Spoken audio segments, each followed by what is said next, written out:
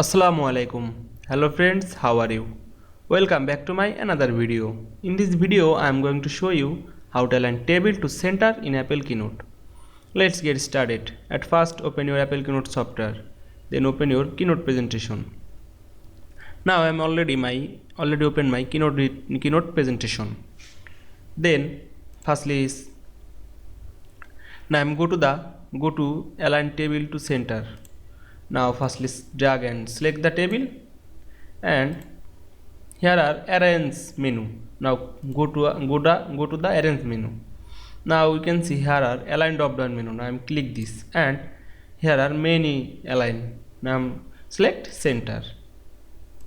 Now on the middle the center align. You can left, right easily. Now I'm